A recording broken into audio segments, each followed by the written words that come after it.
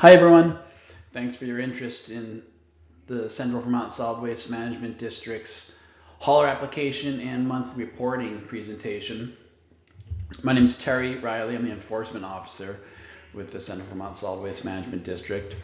This presentation is meant to inform haulers and prospective haulers of solid waste in the Central Vermont Solid Waste Management District about some changes that we've made to the hauler application and to the monthly reporting requirements. The monthly reporting requirements pertaining to materials hauled and the $33 a ton surcharge that is remitted to the district. So there's just 3-4 slides to go over. This shouldn't take too long, and then I'll click through a couple of documents, the application itself, and then a scale operator hauler agreement that is an option for haulers to use. And we'll of course talk more about all of that.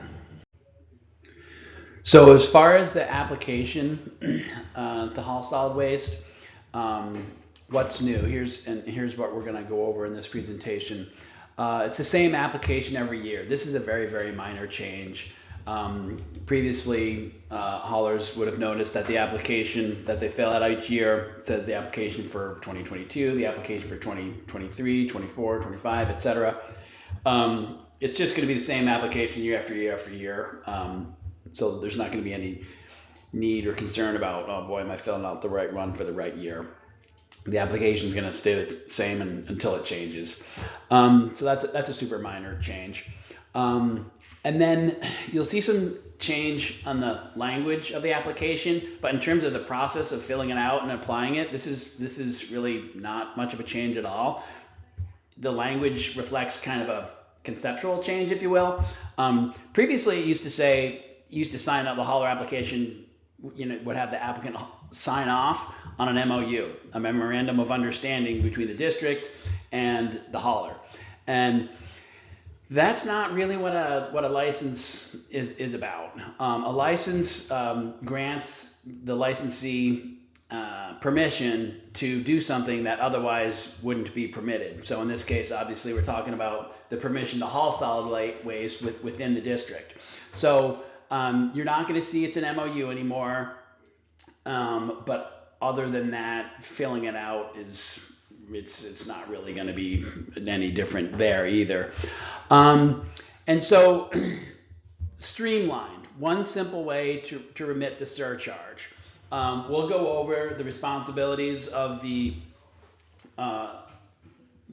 that the hauler has with remitting the surcharge and doing the monthly reporting, but there's one simple way to do it with an option, and so we think that's gonna present to the applicants, who want to haul solid waste as a good thing, So we think the process is easier, and we're also have an option, or more than one option depending on how you want to look at it. And then you'll see in the application, for those of you who've done it before, this is a little bit of a change. What's required in your application to haul solid waste in the Central Vermont Solid Waste Management District is a copy or proof of your Vermont license to haul solid waste. So previously, that wasn't required. You didn't have to submit your Vermont license to haul solid waste, and CBS WMD staff would verify that the applicant was licensed with the state, but now that the proof is going to have to be submitted, and so there's that, and then also we're going to require with the application to haul solid waste is your proof of insurance. So that means your vehicular insurance and your insurance to do business, that your business is insured. Those things, if those things aren't included in the application will not be complete, and it won't get processed. Driver's license information. This is new, and I'll explain why. There's a section on the revised application that requires the driver's license number and the date of expiration and the state it was issued in. And then another part that's new on the application is disclosure of military service. Is the applicant an active member in the military service? The reason why we have those two new pieces in the application is because violators of the civil ordinance pertaining to hauling solid waste in the Central Vermont Solid Waste Management District are subject to a Vermont civil violation that gets submitted to the Vermont Judicial Bureau, and the Vermont Judicial Bureau may not process the ticket, if you will, the citation, the violation in the Judicial Bureau. They won't process it without the verifiable information such as license number and date of expiration, and whether or not the person's in active military duty or not. So if those things are not included on the application to haul solid waste, it will be considered incomplete, and the application won't be granted.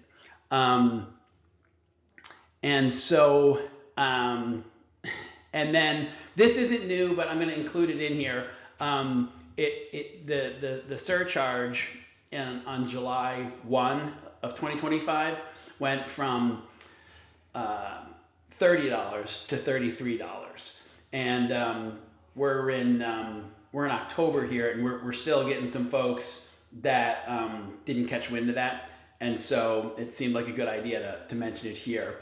And then I'll push out this presentation to our haulers. We'll put it out on our webpage and through our hauler group email, and it'll include the link at the bottom here with the updated application that can be found on our webpage. Okay, so monthly reporting and remitting the monthly surcharge. So there's one simple way to do it, but there's some options. At least one option, and depending on how we look at it, maybe there's multiple options. But these changes came about because the Central Vermont Solid Waste Management District Board of Supervisors made some changes to the civil ordinance that governs the work that the district does. And so previously, the ordinance had some language, a section in it, some stuff about how a solid waste hauler could have a scale operator remit that surcharge payment, the monthly surcharge payment, on behalf of the hauler. So again, there was a whole section in the ordinance previously that outlined that process, where a hauler could say, hey, can you pay this on my behalf? And it's kind of convenient for the hauler to do that because they're making just one payment, and not, and it's right there at the scale, and they're not having to, make another payment at the end of the month to the district. So all of that process of how to do that was removed. That's no longer in the Central Vermont Solid Waste Management Ordinance. But that doesn't mean a hauler can't make agreements with anybody that he or she wants to, of course. And we'll get to that. So why did the Board of Supervisors make that change? Well, the district needed to have and conduct better record keeping. The district was getting payments that were made by scale operators on behalf of haulers without verifiable, documentable document documents. There was a record-keeping problem that the district faced, and this is how that problem is getting addressed. It clarifies these changes, the hauler's responsibility. So it's squarely the responsibility of the licensed solid waste hauler to pay the monthly surcharge to the district. We're also going to go over when we look at this form how to exercise the hauler's option, and that option is to enter into an agreement with a scale operator so that the scale operator makes the payment on behalf of the hauler.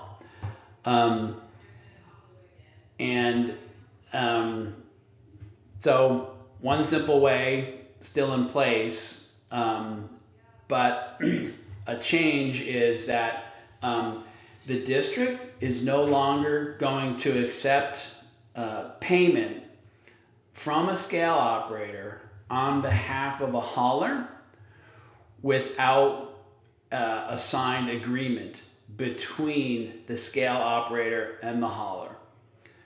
And that agreement must include 15 specific points. The district has put together a sample agreement that the hauler may or may not use, and this is where the multiple options get into it, because it's the hauler's prerogative, to, like I said, enter into an agreement with any type of person or entity that hauler wants to. And if the hauler decides to enter into an agreement where a scale operator is making monthly payments on behalf of the hauler,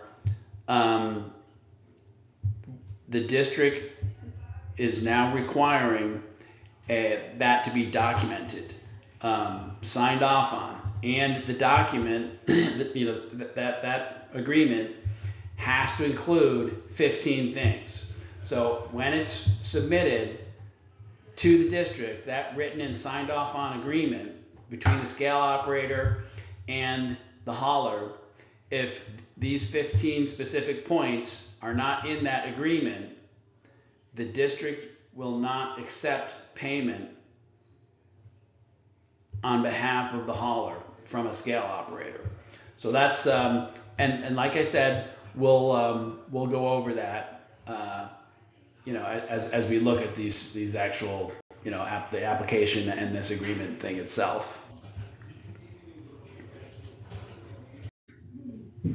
All right, so in addition to just putting this information out there with this presentation that's getting recorded right now, it's also in advance of a training/workshop that'll be here in the winter of 2025. And at that training at 300 Granger Road in Berlin, we're going to go over all this stuff all over again. This is a recording just to get the information out there in advance so people can, so they're aware of it, and I'm hoping people will find that helpful to have an opportunity for both this recorded presentation and an in-person training to go over all of that stuff. It'll be in the winter of 2025. We don't have an exact date and time yet because, as many of you may know, the district just relocated its office, and that entailed some construction renovations on the new site. And so we're still really setting up shop, and we got to make sure we know when our conference room is going to be available. So we'll push that information out soon after this the recording of this presentation gets pushed out. Okay, so I mentioned there's only a handful of slides, but we are going to go over this paperwork and the forms just so you can get a look at it. But this is the first page here. It's all pretty straightforward, the same as before, except for a note about an incomplete application is not going to be processed, and that you need a license and your Vermont license and your proof of business insurance submitted with this application. Okay, and here we have page 2 of the application. This is the section where it's asking for materials collected, the towns you'll be serving, solid waste disposal locations, and unit-based pricing. But for those of you who have done this before, this is all familiar stuff. Page 3, types of vehicles, and a note about the cost per vehicle is $10. Okay, page 4, this is where you see that new part about your driver's license information. So it includes the driver's license number, date of expiration, and the state it was issued, and then also are you a member of the military on active duty. And that's where you sign off on your completed application. And then there's the terms and conditions of the license. Please read through this carefully. And the last page of the application, we have you sign off on it again, indicating that you did read and understand the terms and conditions of the license. All right, now we're looking at our monthly tonnage reporting form. This gets sent in at the end of the month to the district office here at 300 Granger Road in Berlin. And this is where you're reporting on what you hauled and the weight and the amount total for the $33 a ton on the surcharge fee. This is available on our website, so you can print it off as often as you need. So now we're on to the first page of the example agreement that is now required if the hauler wants to have a scale operator remit the monthly surcharge on the hauler's behalf. And if you're going to do this, we need to see a copy of this. If we don't have a copy of this, that's gonna put the hauler in jeopardy.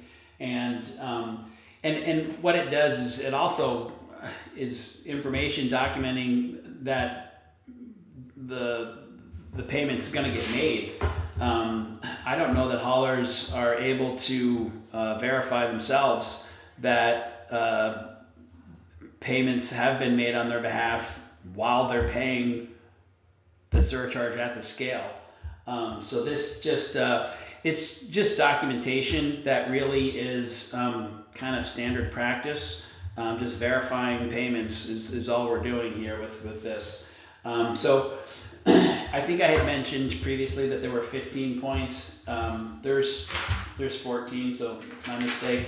But if a scale operator is gonna submit payment on your behalf, that payment needs to include the hauler's name, the scale ticket number, the type of waste, the license plate of the vehicle, the date and the time when you were weighed, from where the waste was collected in increments of 25%. We say increments of 25% because routes can change from time to time, and route numbers might not always be able to reflect the same locations all the time, because route numbers can change the route. But anyways, the driver is always going to know it more or less. Yeah, 100% of it came from the Bradford transfer station, for example. Or half of it came from Barrytown, half of it came from Barry City. Or And you do the best of your ability estimating on that. So where the waste comes from in increments of 25% must be included in the documentation. And then your weight from the scale ticket, you know, what you weighed coming in, what you weighed going out, and the tear that we can just determine from that. The fee paid per ton and the fee collected, and then the surcharge paid. So it's all verifiable and documented. And this kind of covers the haulers, and it holds the scale operator accountable. So page 2 of this sample agreement is that 14th and final point. It's the scale operator, the name of that person. So then we can track it right down, the transaction right down to the people who transacted. The driver, the hauler / you know, and the scale operator. So and then the rest of this page 2 just kind of outlines what the agreement is, that the surcharge is getting paid by the scale operator on behalf of the hauler. And again, this is it's an example. You guys can write up any agreement that you want, but if it doesn't include the 14 basic points that we just went over, the district isn't going to accept it. And the final page of this agreement is just where you sign off on it, and it just finishes outlining what the agreement is about there, you know, on E, F, and G. But again, you know, this is an example, and it's a sample, and we provide it. It's going to be available to download off of our webpage. It's just basic common sense that when we have financial transactions, we have documents that can verify it, and that's really what we're doing. It's accounting practices that really should be followed by all of us involved in this process. And so again, there's going to be we're going to have an in-person training, and we can stream it live. I'm going to push out that date at the end of November.